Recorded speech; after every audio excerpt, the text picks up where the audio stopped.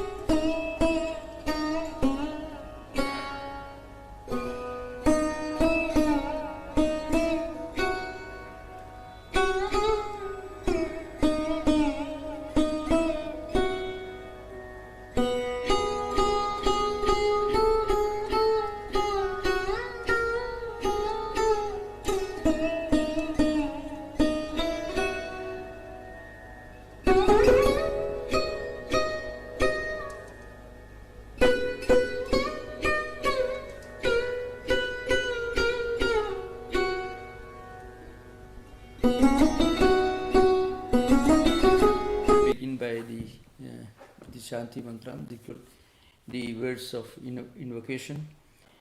Om Parthaya Pradibodhidam Bhagavata Narayanena Swayam Vyasena Gradhidam Purana Munina Madhye Mahabharatam Advaidam Radavashini Bhagavadim Ashtadashadhyayinim Ambatva Manusantadhami Bhagavad Gite Bhavadveshinim Yam Brahma Varunendra Rudramardastunnanti Divyaistavaihi Vedai Sangapada Kramopanishade Gayantiyam Samagaha Dhyanavastita Tadgatena Manasa Pashyandi Yam Yogino Yasyandam Navidusura Suraganaha Devaya Tasmai Namaha. We are continuing our discussion of the 7th chapter, Jnana Vijnana Yoga, and 16th verse we already started.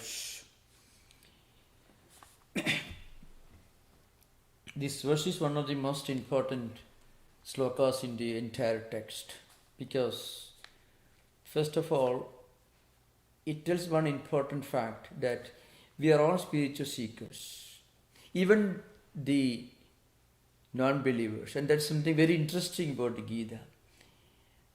Gita accommodates even those who do not believe in God within the category of spiritual seekers. Everyone has a place because God doesn't need our recognition of His existence. He is not desperately in need of our approval, our endorsement, because the highest idea of God is one supreme divine reality present in everyone, in everything. So you can see a concept of an idea of spirituality that goes beyond the conventional definitions of religion. That's what we find. Chadurvidha bhajante mam janaka sugurdino. Who goes to a temple and prays, let me get a job. Oh, children are sick, praying for their recovery. Maybe in need of money, a new job. It's not the highest state of devotion or spirituality, but it is still a way of looking for some transcendental connection. I mean, we are looking for our help somewhere beyond this world. So we recognize, we accept the existence of some transcendental reality. That's why Artha, the sick, miserable, suffering from some problems, they pray. Nothing wrong in it. In one of the commentaries of the Vaishnava tradition, there is an interesting explanation of how a person who begins his or her life, spiritual life, with prayers for some material benefits, eventually evolves, progresses and graduates to higher and higher levels of spirituality. So Ramanuja, in one of his commentaries, says, in Gita commentary he says, an individual who prays to God seeking help, some kind of help, and when he finds that his prayers are answered, then he begins to believe in the reality of God. That's something very interesting. When we pray for something, and then when we feel there's a response from God or from the higher transcendental reality, then we actually really begin to believe in the reality of God. And that is something very interesting because we cannot really believe in God without getting some kind of a proof, a material proof, some kind of physical proof. It's a fact. It's part of human folly. Not many people can believe in the reality of a God whom they don't see with their eyes, they don't hear with their ears, they can't physically connect with. But when they pray in a church, synagogue, temple, or any place of worship, or even within their own home, their own room, in their own heart, if they pray, and they feel, well, they are getting an answer. Of course, we can always dismiss this answer as some kind of accidental coincidence.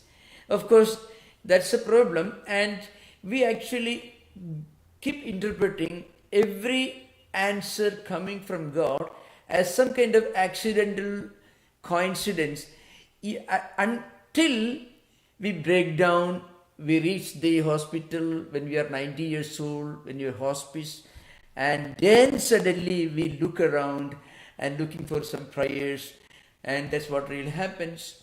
But if we can be wiser, we were getting proofs of this higher reality, but frequently we don't believe, and we believe, we interpret everything as some kind of unconnected accidental coincidence.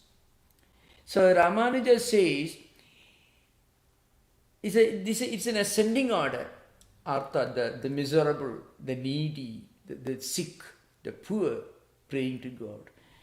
And then you develop an interest, inquisitiveness, jignasu, a desire to know. At the third stage, you are convinced that you can turn to somebody, some higher transcendental power, for your help, for a kind of help that's not available within our own realm.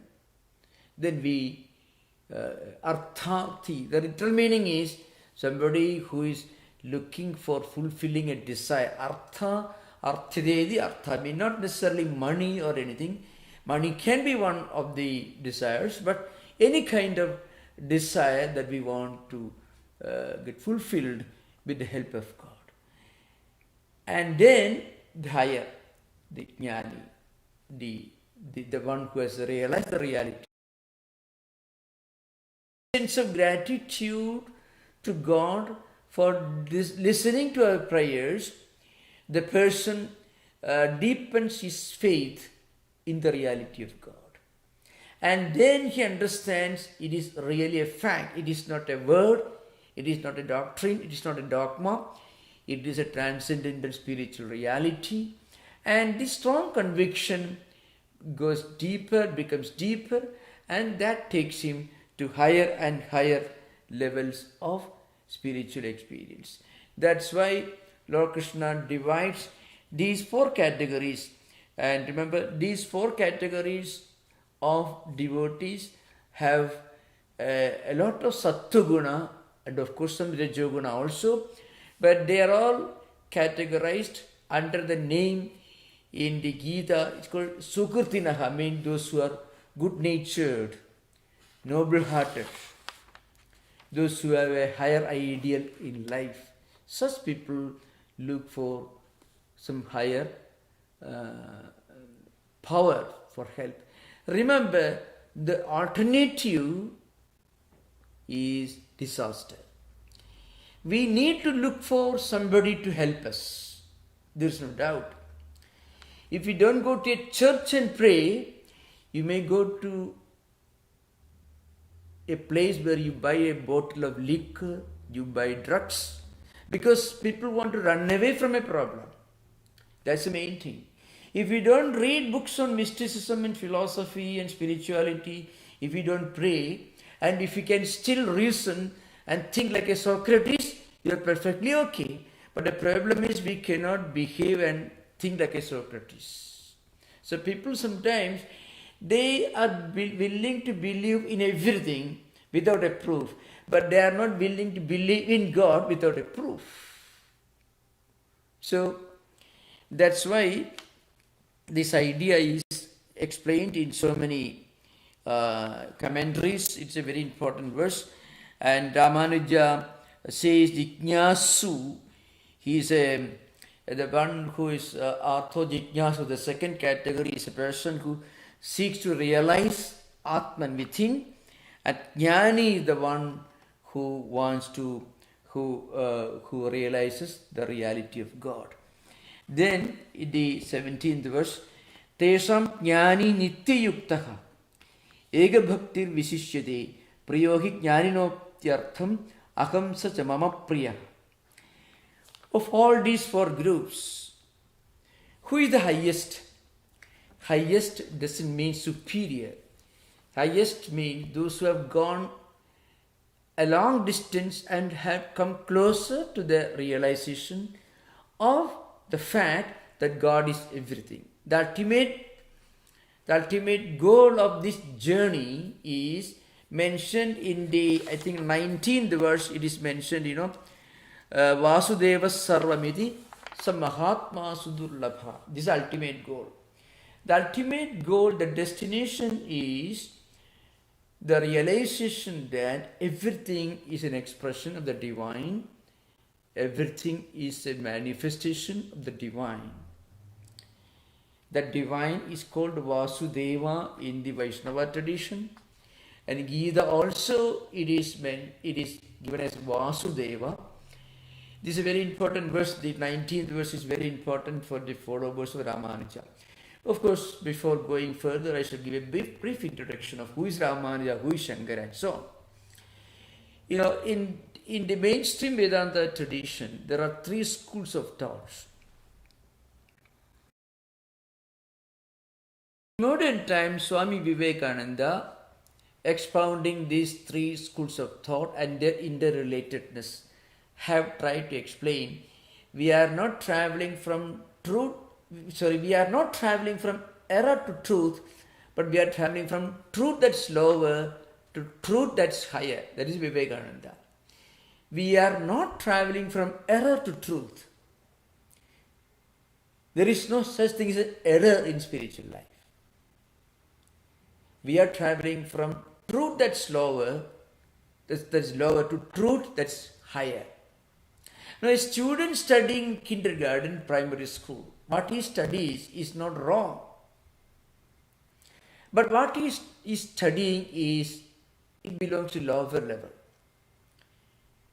When he goes to university, he studies more and he gets a more complete picture of what he has studied in the primary school.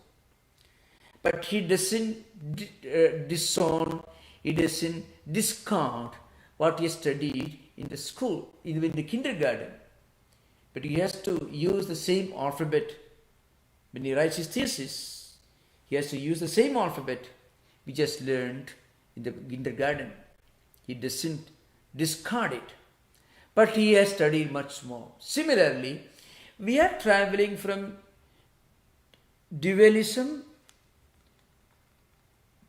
through qualified non-dualism towards non-dualism. So these are three schools. Of course, all the 7 schools that come under the category is called Vedantic schools. The main schools are these 3: Ramanuja, Madhva and Shankara. In a ascending order, you begin with Madhva, dualism. Next, Ramanuja, Vishishtadvaita, qualified non-dualism. That's a term used in English. And then non-dualism, Advaita.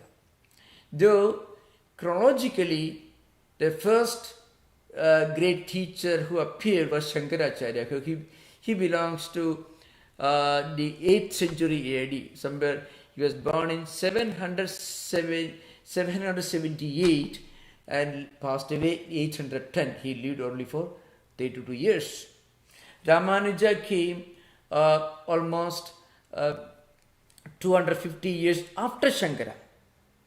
And Madhvacharya came a little later. So the first great system that emerged was Advaita, non-dualism. The second one was Ramanuja's Vishishtadvaita, qualified non-dualism. The third one was dualism of Madhvacharya, who came still later. Now, what do they signify? I shall try to give a layman's explanation of what these 3 systems mean. Advaita or non-dualism tells you that if we look at our own life, if we can think of ourselves as an entity beyond body, mind and intellect, a transcendental reality which is in this body-mind complex, but which itself is beyond body-mind complex. It is an attributeless, impersonal, divine reality. This is the ultimate reality.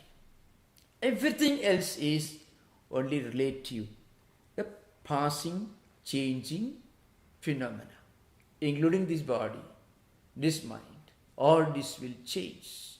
Anything that is changing is non-eternal, impermanent. Anything that remains unchanging in the past, present and future is eternal. That is Brahman. And if a Hindu believes and worships Vishnu or Shiva, if a Christian believes God, Father in heaven, if like any tradition, let us say, in any tradition, that is perfectly okay, absolutely right. But when you evolve in your own spiritual life, then you can feel and experience the presence of the divine even outside the place of worship, even outside the book, outside the rituals. You can feel the reality of God as one omnipresent reality. And this is the highest state of spiritual evolution. This is non-dualism. And in non-dualism, we are all actually, essentially, inherently, we are one with the absolute reality. If I think of ourselves, this body, mind, everything which comes and goes, then within ourselves the divine spark is manifesting, is existing. Through karma yoga, through devotion, through prayer, in short, by becoming a good, broad-minded gentleman, a human being, we can manifest this inner divinity that is there within. So, this is Advaita. Now coming to Visishta Advaita, the next in a descending order. Advaita is the top of the hill. Below that there is Visishta Advaita, qualified non-dualism. It believes God is the totality of all the good, noble qualities. Sagala Guna Kalyana Nidhi Ramanuja says, is a totality of all the auspicious, great, noble qualities that we can conceive of. And essentially, God is with form and with names and with attributes. Remember, Shankaracharya's Atman or Brahman is the attributeless, formless, omnipresent, immanent reality. But Ramanuja's idea of God is one monotheistic, auspicious totality of all goodness. More or less, it corresponds with the concept of the monotheistic Godhead in the mainstream Abrahamic religious traditions, except perhaps in the more mystical forms of those traditions. Maybe Meister Eckhart is an exception in the Christian theology. Similarly, there are certain concepts which are not often recognized by the mainstream, but you can find the idea of non-dualism one way or other you can find in the teachings of the greatest mystics of all monotheistic traditions. Now Ramanuja says God is present in everything. So Antaryami, immanent, but still different. So we think of a triangle. On the top there is God, Ishvara, and there are two below. One side the universe, Jagat. On the other side the living beings. Ramanuja will tell you there is the presence of the divine in everything, but still everything is distinct and different from the divine. So from the divine God, from monotheistic Godhead, everything evolves. It's called Parinama Vada, a particular kind of Parinama school of evolution. Madhvacharya is the third in this category. According to Madhvacharya, it's called Dvaita Siddhanta, the philosophy of dualism. It tells you that there is perpetual and 100% difference between everything in this world, between God and different living beings, between the world and God, and there are differences from in between different living beings, and there are differences between every object in this world. It is called the philosophy of Panchabheda Siddhanta, the philosophy of 5 differences. So everything is permanently distinct and different from everything else. That is in Madhvacharya. On the other hand, Shankaracharya says, inherently, if you look beyond the external differences, essentially everything constitutes one omnipresent, transcendental, divine reality. It is called non-dualism. Now, this is the picture of Advaita, Vishishtadvaita and Dvaita. In a descending order, according to Vivekananda, who is the modern exponent of Vedanta, he says we begin our life, begin our journey, spiritual journey, by going to a nearby temple or a church or a place of worship. We read scriptures, we perform certain rituals, and all this we do. And we believe that on a particular day, you go to a temple, you pray, or any place of worship according to the tradition you belong to. You perform all these rituals, you read the sacred scriptures, and you consider this something very important. And as you evolve further, as you move forward in your spiritual journey, then you can feel, well, even without going to the place of worship, without reading scriptures, you still are able to contemplate on God. So your idea of God has transcended the place of worship, the rituals. So at the highest reach, what happens? One can feel the presence of God in everything and everywhere. And you can see, you can read the flashes of this Advaitic experience. Not only the Master Eckhart, even the highest devotees of mystical tradition you find, when they feel the presence of God in everything, in every word, every thought, that is actually a kind of Advaitic, non-dualistic experience.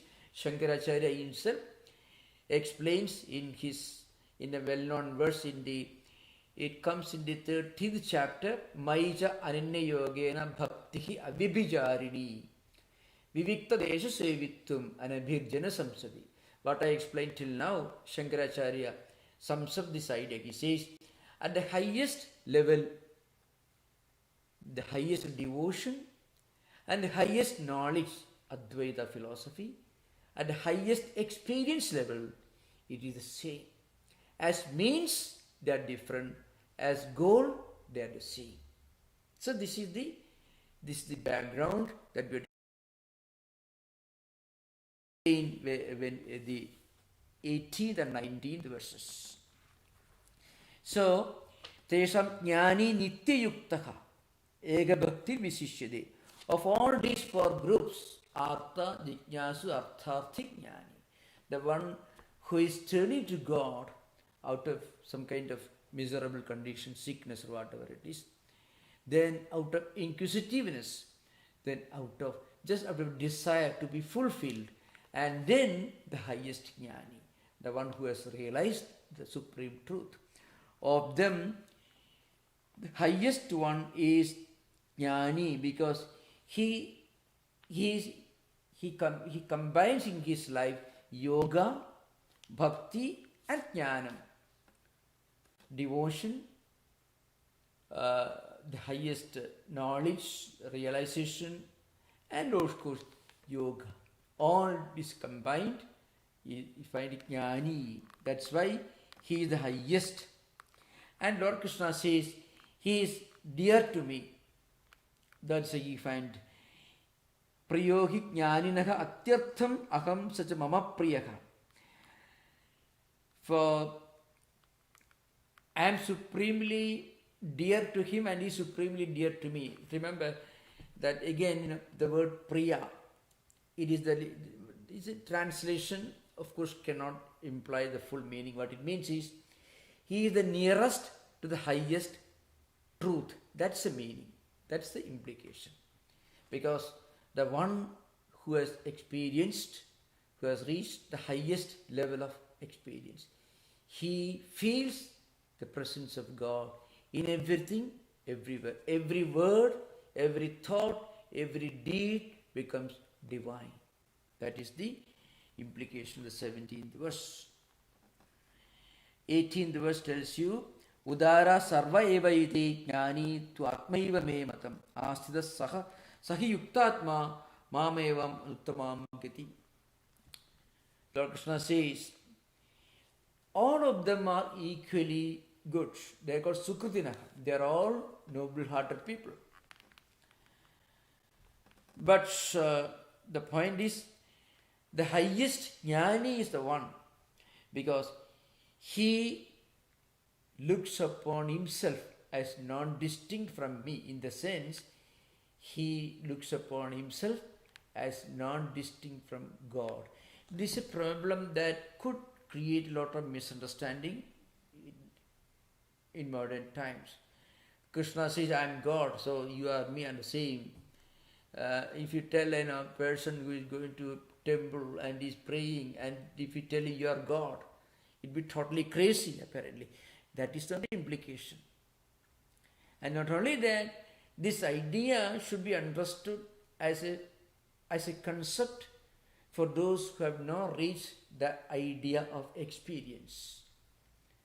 And in modern times, great thinkers like Vivekananda, Dr. Radhakrishnan, and many of the interpreters, Hiriyana and others, they have, in modern times, by interpreting this verse, Swami Vivekananda is the first and maybe the most prominent. He says, what is the use of telling a person that you are not different from God? He is also not different from God. What's the reason? Swamiji says, it's a remedy for fanaticism. That is the thing. It is a remedy for exclusivism. Because if every devotee, every person can feel, essentially, there is a presence of the divine within him or within her. And it is his or her duty to manifest this inherent, innate divinity.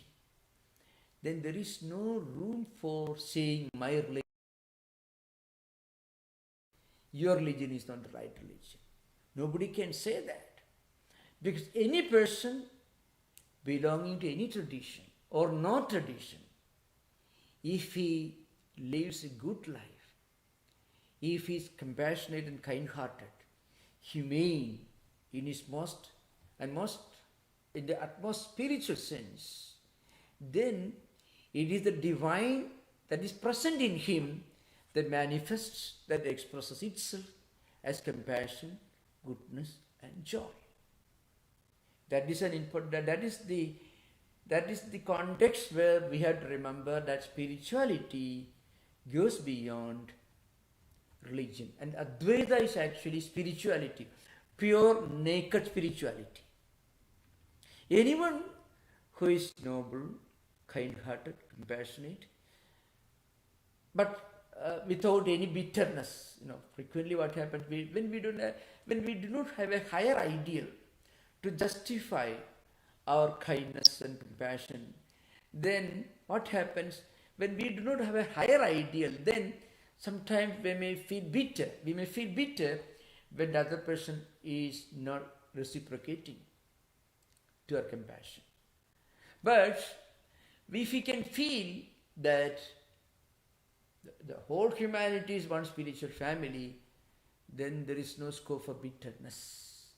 So that's why anyone who may not even accept God or religion as such can be spiritual and can be an Advaiti. So you can find many mystics in Hindu tradition. They didn't go to a temple. And sometimes when they went to a temple, Of course, they prayed from a distance, they chanted something, they went away. If you read this, the Gospel of Sri Ramakrishna, you find many people, apparently, for them, every moment was an experience of communion with the divine. So where does the temple begin? Where does it end? The whole world is a temple. Whole life is a spiritual practice. So remember, that's again the highest experience. It is not an idea that we should suddenly feel that we should practice it. It's the top of the hill. So we have to begin our journey. So that's why in that sense, anyone who has begun the journey will reach the top of the hill. That's why Lord Krishna says, Udara sarvaivaite. Anyone who seeks to look for a higher meaning in life is a spiritual seeker in the broadest sense of the term. That's why, and eventually that person will one day become a Jnani. Of course, this is the implication. So the Jnani will be devoted to Krishna as an avatar. Now you find this sloka is interpreted in so many different. In the commentary of Shankaracharya, he makes it very clear. Udara uttishta sarva eva ete traya api mama priyaha ityarthaha. Everyone is dear to God. Whether you are seeking God as a refuge, as a troubleshooter, as somebody who solves your problem, okay, at least you are not turning to something else. And then if you are looking for a meaning in life, inquisitiveness, or if you are looking for somebody who will help us in fulfilling our desire, still if you are turning to this higher reality, you are blessed. Na kasit madbhakto mama vasudevasya apriyo bhavati jnani tu atyartham priyo bhavati iti visheshaha tat kasma ityaha jnani tu mama atma eva na anyo matta iti me mama matam nischyeha. Because this is the end of the journey. The jnani, the highest, the person of the highest experience. So we will come to the 19th verse now. It's also a very well-known verse, and if the idea is not very clear, you are most welcome to help me by putting questions at the end. The 19th verse, Bahunam Janmanam Ante Jnanavan Mam Prapadyati Vasudeva Sarvamiti Samahatma Sudurlabha. What's the last stage in spiritual evolution? As I mentioned earlier, I can feel the presence of God even when I am not inside a temple. I can feel the reality of God even when I am not reading a holy book. Even when I am interacting with people, I need not feel I am away from God. And surprisingly, if you carefully read the Inner Castle, I think that's St. Teresa of Avila, or the exclamations in that came from the pilgrim in the way of a pilgrim, you can find this kind of idea where everywhere the presence of the divine. That's what exactly Lord Krishna is speaking about now. Bahunam janmanam ante jnanavan mam prapadyate. Then why don't we and why can't we reach that stage all of a sudden? We can reach only, we have to wait for a few more, maybe several life cycles. At the end of many births, because we have to accumulate enough samskaras, enough positive samskaras through spiritual practices. One day we will reach this destination. And that's again an important point. We should always remember the twin principles of the doctrine of reincarnation and the law of karma. These are two important principles that we should keep in mind, because that helps us to feel contented. Nobody is inferior or superior.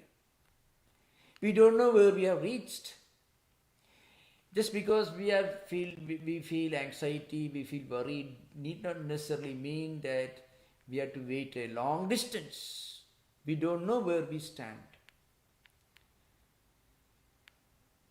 There's a great story. Of course, I frequently narrate this story from the Bhagavad Purana, and elsewhere you find. A king had a son, and all of a sudden he died. There's a big tragedy for the royal family. And the king could not be consoled. Some sages appeared in the court trying to console the king and his wife, the parents of the dead prince. They could not console him. Finally, these sages, they brought him back to life. The prince suddenly woke up as if he was sleeping. And then the sages asked him, "Why don't you console your parents? He passed away a few hours ago." And the sages brought him back to life by their miraculous powers. But they could. Then they asked this boy to console his parents. He tried. They said, "What parents are you talking about? I had so many parents in my life, so many life cycles in the past. I don't recognize them." The royal couple were very shocked. Then the sages explained to them, "Look here, this boy had another set of, and he will have another set of parents next life cycle. So he doesn't recognize you. So there's no point." Now remember, this is a common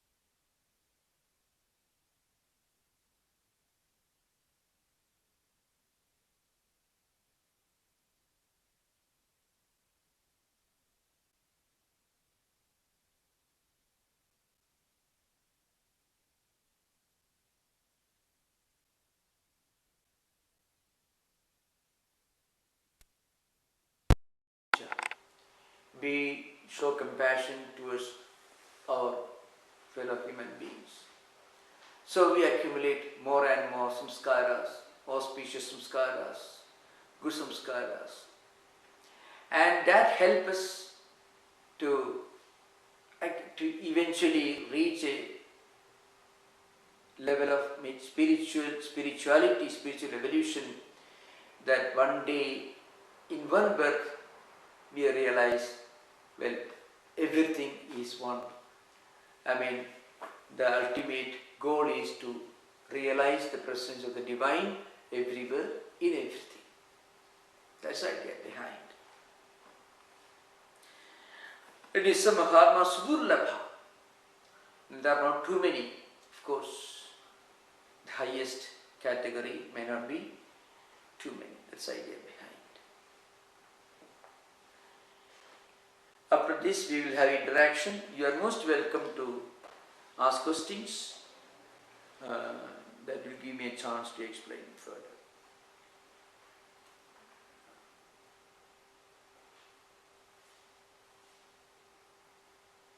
It's a very important verse for the Vaishnava devotees because it's a very significant verse.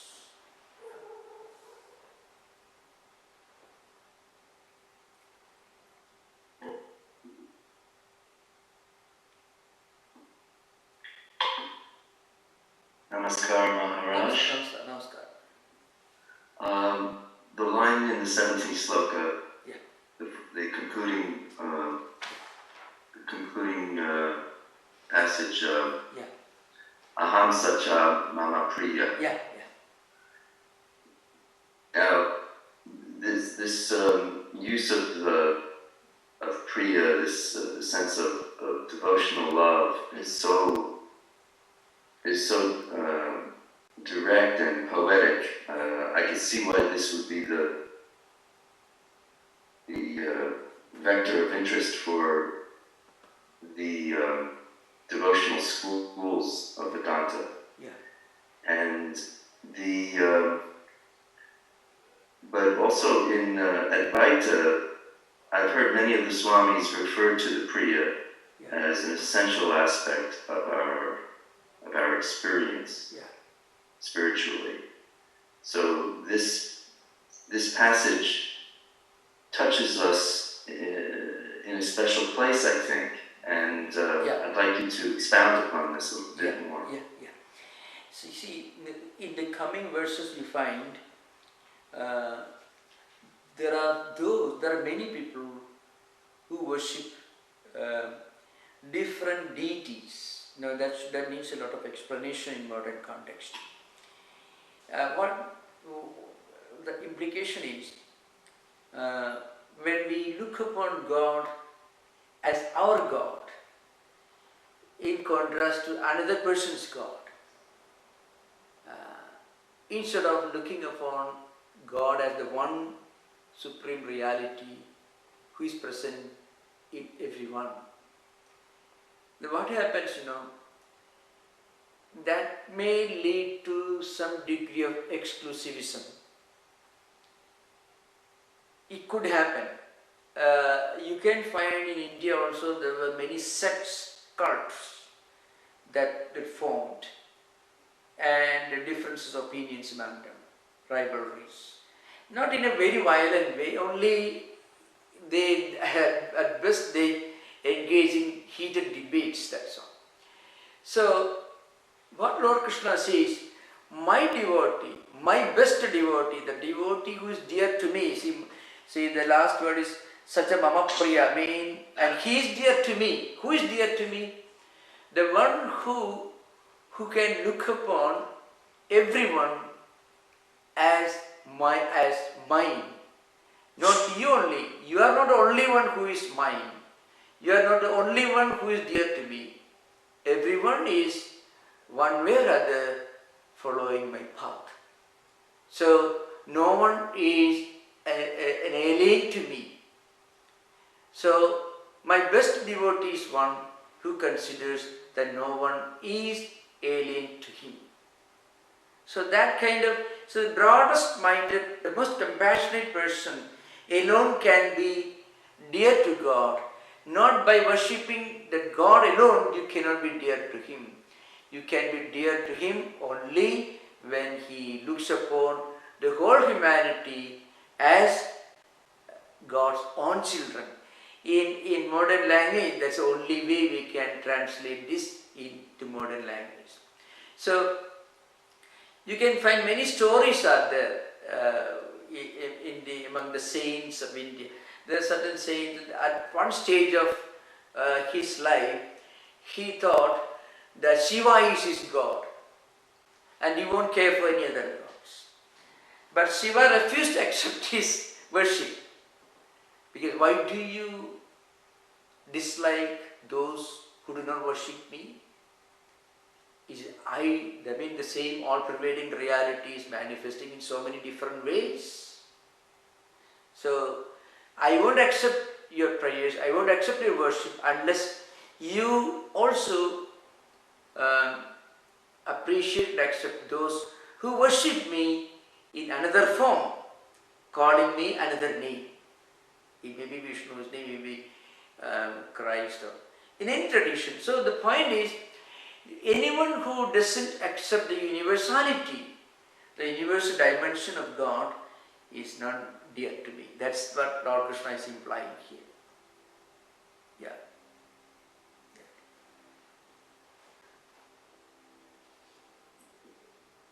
Thank you, Maharaj. Thank you, thank you.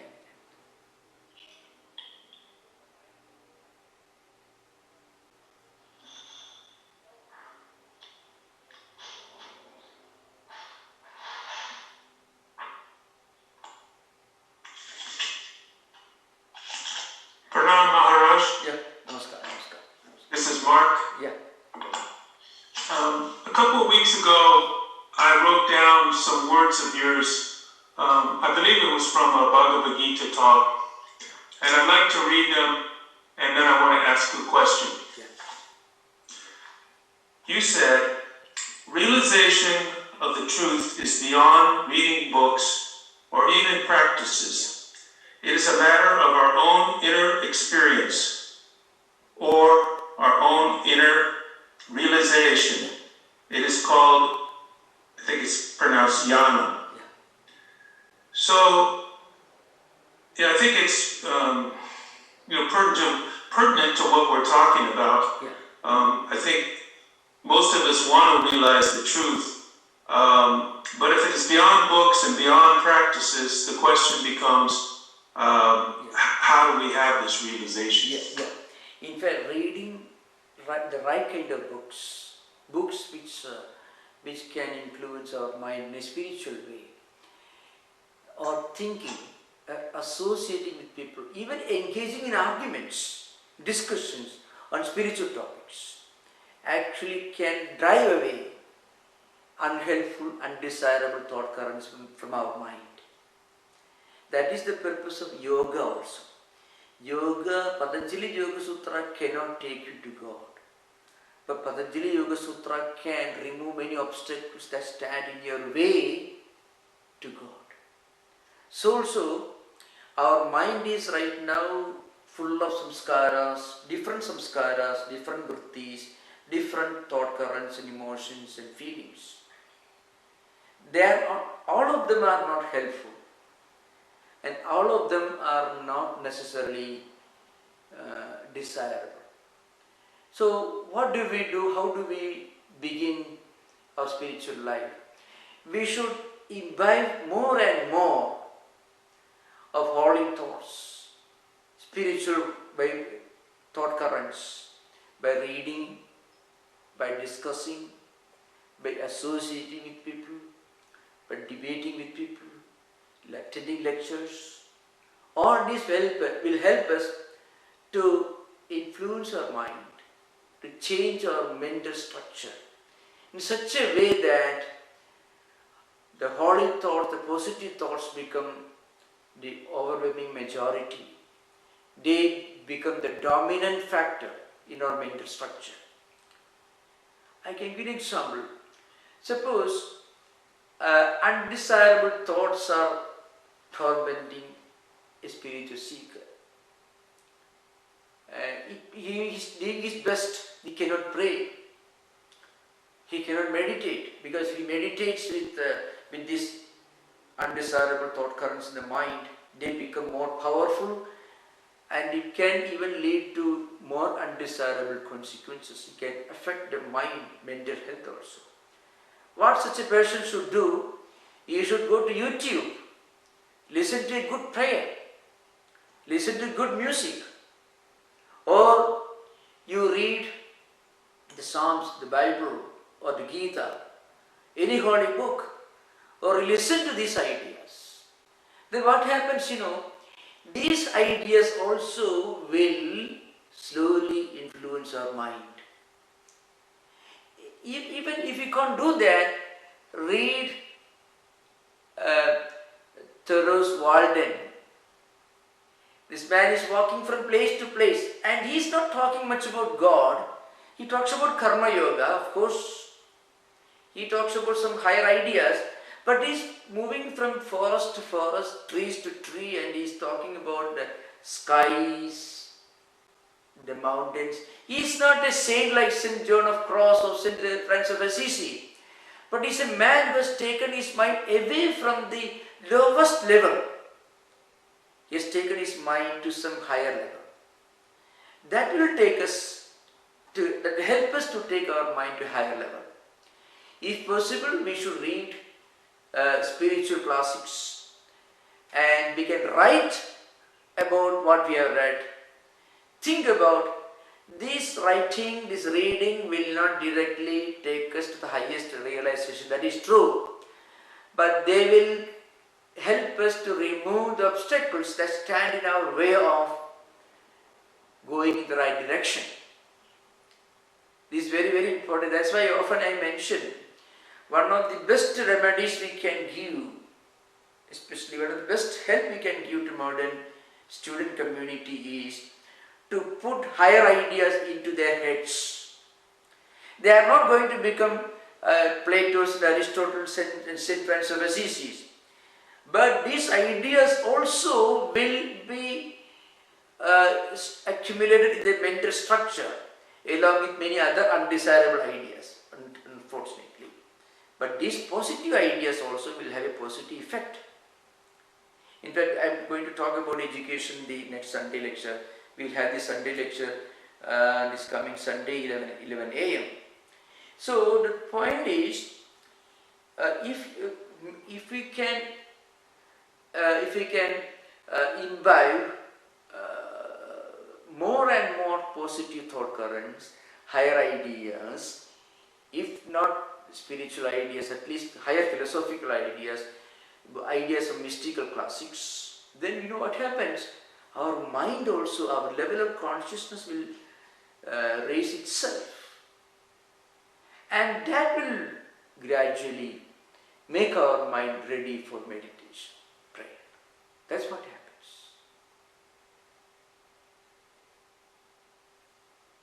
So we can uplift ourselves through these practices. Okay, thank you, Maharaj. Thank you.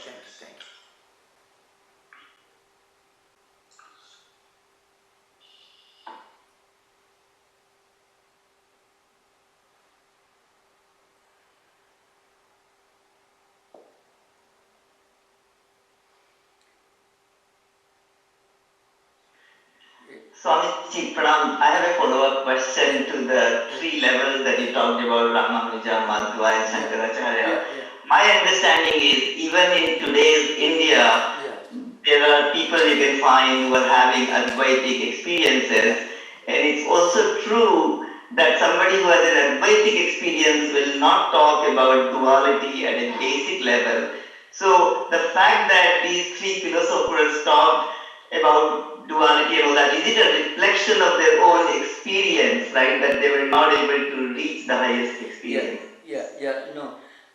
Those who accept Advaita philosophy, they will never reject anything.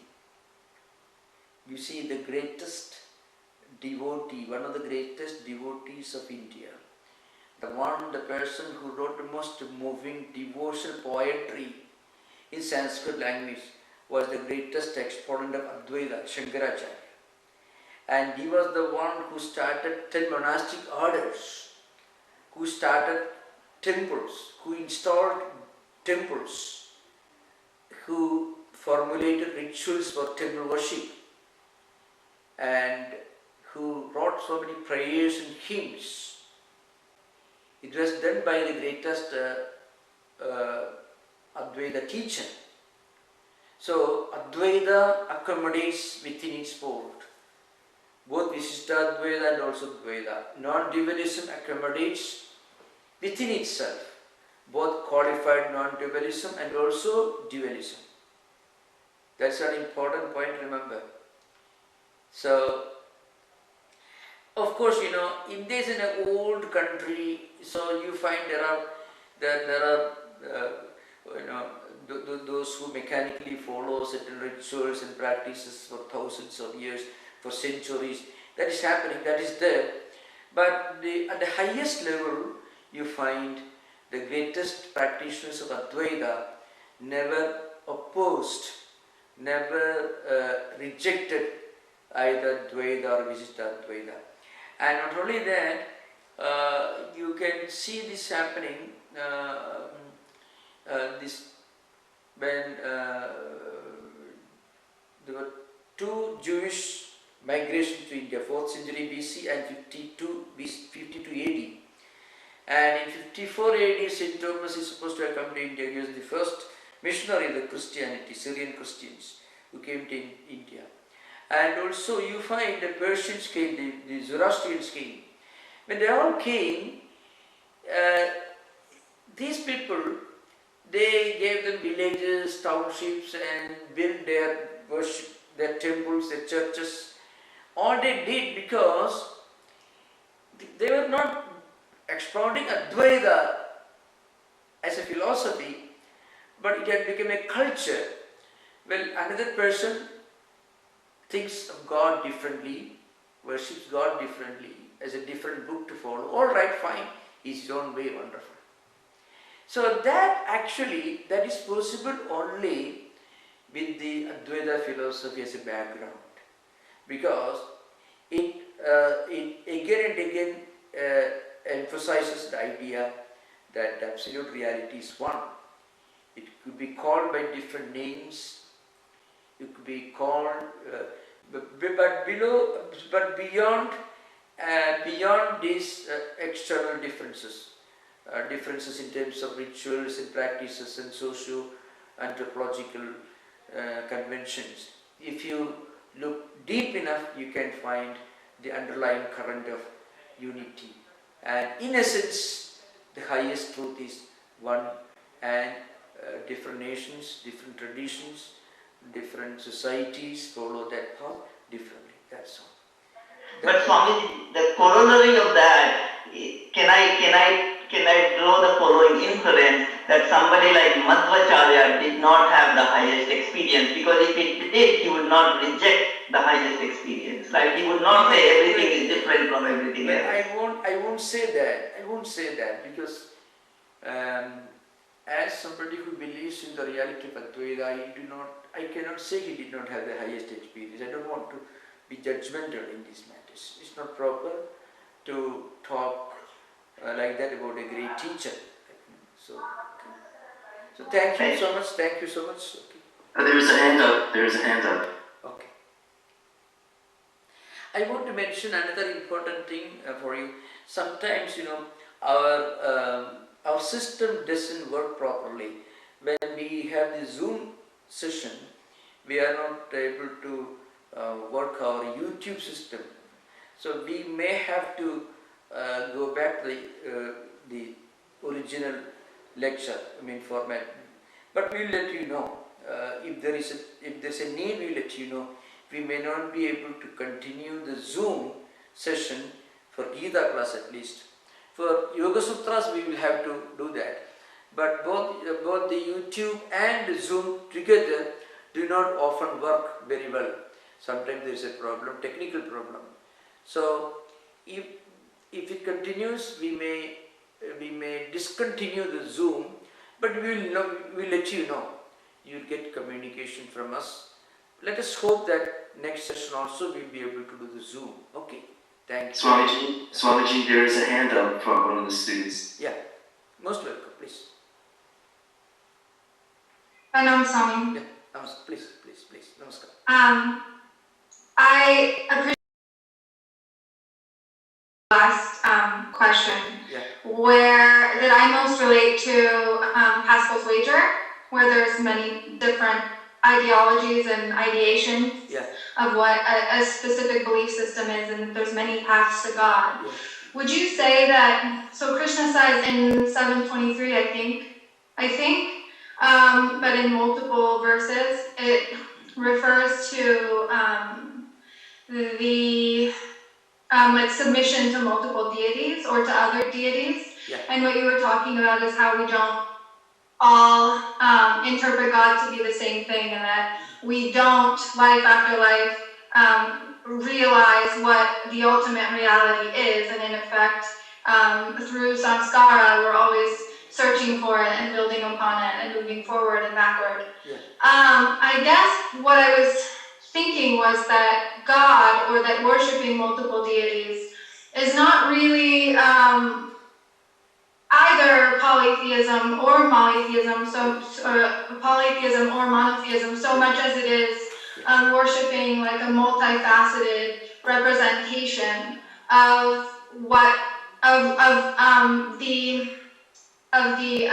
what that God represents, what Narayana represents, what Shiva represents in whatever capacity they have in their lives. Do you understand what I'm Yeah. So I think asking? you are referring to the 20th verse. Kama is the state, Jnana, Prapadyante, Anyadevada, means that the 20th verse tells you that there are people who have a lot of multiple desires, and then to fulfill their desires, they worship different deities without understanding that all these deities are expressions of the one reality. This happens. I think Lord Krishna is here referring to those who are still evolving, who have not evolved the higher level, to a higher level of understanding that if you really worship one deity, you should know that that deity is an expression of the same one reality. They look upon each deity as distinct and different from each other deity. So that makes them exclusive. So one particular deity will help you, one particular god or godhead, goddess or god will help you to get one particular desire fulfilled. Another deity. Now, this creates a lot of friction, and this creates a lot of differences and also exclusiveness. Lord Krishna says they don't represent the highest level of spiritual aspiration. They are evolving. So he says he is not speaking in complimentary terms about those people. You can find tam tam niyama asthaya prakrutya niyama soya. So he says, there are so many worldly desires. They want to get those desires fulfilled, and they go to a particular deity, a god or goddess, and then they think by propitiating that particular god or goddess, they will get those desires fulfilled. That's what they imagine, that they believe. So, and secondly, they believe that each deity is distinct and different from each other deity. So it is polytheism, but there is so much of distinction and differences that they bring along with this Kuma worship. Lord Krishna says they are not bad and they are not wrong. What implies is they belong to a lower stage of spiritual evolution. As they evolve further, they will not see this distinction and this difference. So wherever you see a distinction and difference, it doesn't mean they are wrong, but they are still evolving. They have yet a long way to go. That's the idea behind. So there is an evolution from many to one, from external to internal, from the idea of distinction and differences to the idea of oneness and unity. So that is the essence of Advaita. In fact, Vishishtadvaitins also accept this. Say Vasudeva Sarvamedita, he says. Everything is the same Vasudeva. Vasudeva is the name given to Vishishtadvaita, an aspect of Vishnu.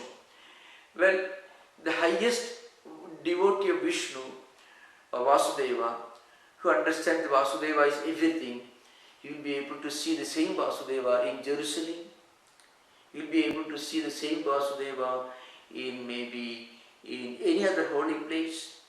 Because as we connect ourselves with the higher spiritual experience, then we will be able to connect that spirituality in all holy places. Distinctions and differences just disappear. That's one proof of our growth and evolution in spiritual journey. Thank you. Thank you for that question. Namaskar. Shanti Shanti Shanti. Harihi Om Tat Sat. Sri Ramakrishna Arpanamastu. So, in case we are not able to do both YouTube and Zoom, then we may have to go to YouTube because there's a huge viewership, and you can write down the questions and somebody will come and give me those questions. I shall answer accordingly. Thank you. Namaskar. Namaskar. Namaskar.